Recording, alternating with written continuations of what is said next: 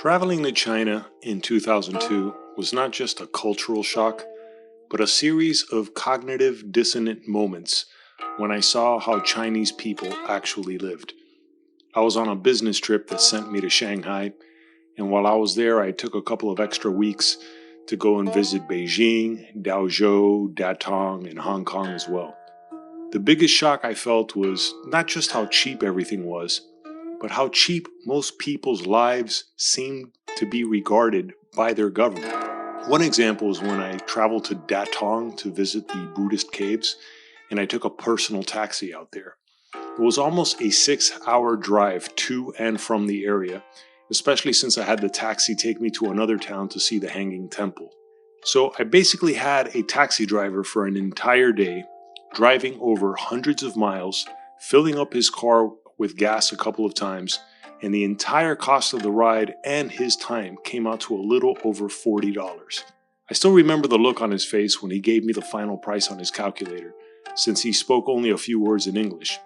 Hello, look, he said, punching numbers into his calculator, and showed me with a grin as if saying, "It's time to pay the piper, Yankee tourist."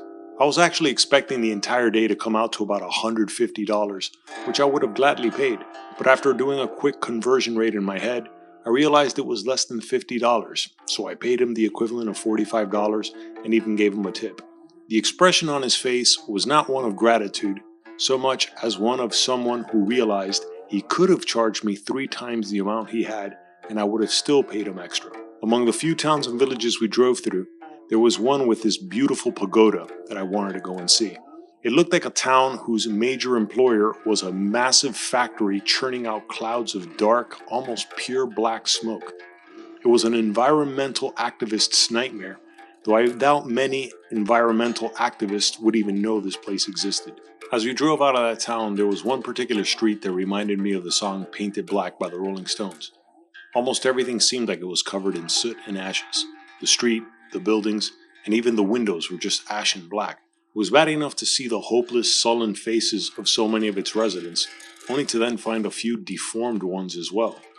I'd be lying to say that they were as deformed as the Elephant Man, but one older man in particular had his face covered in large warts. I was tempted to take a picture, but instead I let the image burn into my memory as we drove off. This is what I mean by the life of the individual in China being regarded so cheaply. Not sure if it's a result of their murderously apathetic communist government, or if it's the result of living under such a collectivist mindset for millennia, literally walled off from the rest of the world. Either way, it was as chilling as it was heartbreaking to see so many people live under such obvious oppression. That was almost 2 decades before the world would discover China's Orwellian social credit surveillance system, let alone the Uyghur concentration camps of ethnic Chinese Muslims. I believe back then they still had their one-child policy in place, and I remember reading news articles that in certain parts of the country, infant girls were being sold into slavery. It wasn't until my last day in Beijing, as I was rushing around to get in a few last tourist sites, that I came across some vendors selling these beautiful red Chinese dragon statues. One of them approached me and gave me a price that, if memory serves me correctly, came out to about $5. Back in the United States, it would probably go for about $20, $30 easy, even if you were to buy them wholesale. The moment he handed me the dragon to inspect it, 2 other street vendors rushed over with exact copies of the Chinese dragon, and a bidding war erupted among them. Just short of giving me the statue for free, I settled with the first vendor and basically bought it for the equivalent of $1. As the other vendors walked away, I gave them a few more coins I was planning on saving for my collection of foreign currencies.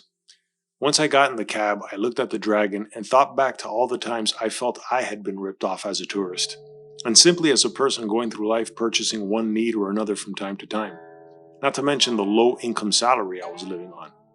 And whenever I asked for a raise, I was reminded how much I got to travel on the company's dime, only to then be laid off and retained as a freelance worker for even less pay. And there I was in the heartland of China, where most products throughout the world in the 21st century are made by borderline slave labor, where billions of people's lives are being ripped off by a government that is supposedly the People's Republic, one that underwent a revolution to overthrow one tyranny that was preceded by dynasty after dynasty, only to be replaced by an equally ruthless regime that put immense pressure on people to grind away working 10, 12-hour days, 6 days a week with hardly any vacation. I could go on and on about walking through the hutongs, the Chinese equivalent of low-income housing, which would make some of the low-income housing in the United States look like luxury penthouses. I remember walking through the streets of Datong, peering through the windows of homes, seeing practically one-bedroom studios that housed 2 or 4 workers with nothing more than bunk beds, an oven, and a toilet off in the corner. Yet these people smiled back at me as I walked through these streets. Many pointed at me as if I was some sort of celebrity, asking me things I couldn't comprehend as I responded with the few Chinese words I learned, such as wu bu dong, which means I don't understand. Some of them would even pull on the hairs of my arms as they compared their hairless arms to mine. But it's been almost 20 years since I've traveled to China, and the standard of living has increased dramatically. Depending on whichever documentary you can watch about China nowadays, the people in the big cities seem to live in hyper-futuristic downtowns with all the latest tech gadgets and phones, which they should own considering they manufacture the majority of technical devices the world uses before disposing of them almost as quickly as they buy them. This is why for someone like me, whose parents escaped another communist dictatorship in Cuba, it chills me to the bone to think that the Chinese government could one day become the world's #1 economic powerhouse, dictating, almost literally, the terms everyone else has to live under if you want to get anything manufactured or produced. And scarier yet, if you simply want to work and travel wherever you see fit. The US government is nowhere near perfect. It's impossible to ignore our nation's history of slavery, the unconscionable racism and segregation that lasted well over a century after the Civil War, numerous proxy wars in Asia, the Middle East, as well as the CIA covert operations to remove and replace dictators throughout Latin America like chips in a computer. But at least our nation has changed. Yet slowly but surely, the United States seems to be giving into the demands of the Chinese Communist government that has become more capitalist than it is communist. Our country can't push China around the way it did Latin America for decades, and not that I want it to either.